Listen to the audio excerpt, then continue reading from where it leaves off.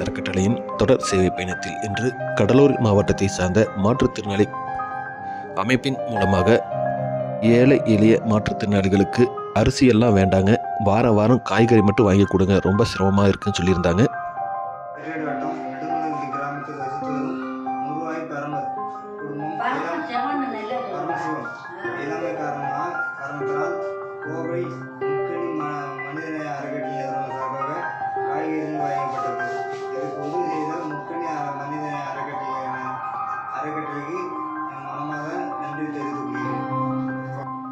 அவர்கள் கோரிக்கையேற்று முதல் வாரமாக 5 குடும்பங்களுக்கு காய்கறிகள் வழங்கப்பட்டது.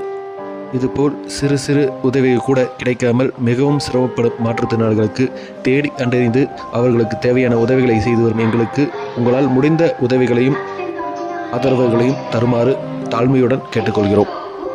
இது மட்டுமல்லாமல் மருத்துவ உதவிகளுக்கும் தொடர்பு கொண்டு இருக்கிறார்கள்.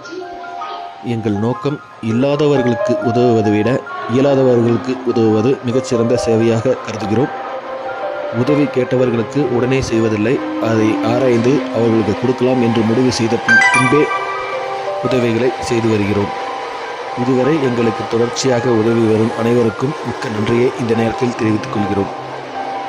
மேலும் உதவிகள் கிடைத்தால் தமிழ்நாடு முழுவதும் இவர்கள் போல் மிகவும் சிரமப்படும் நபர்களை கண்டறிந்து அவர்களுக்கு தேவையான உதவிகளை செய்ய காத்திருக்கிறோம்.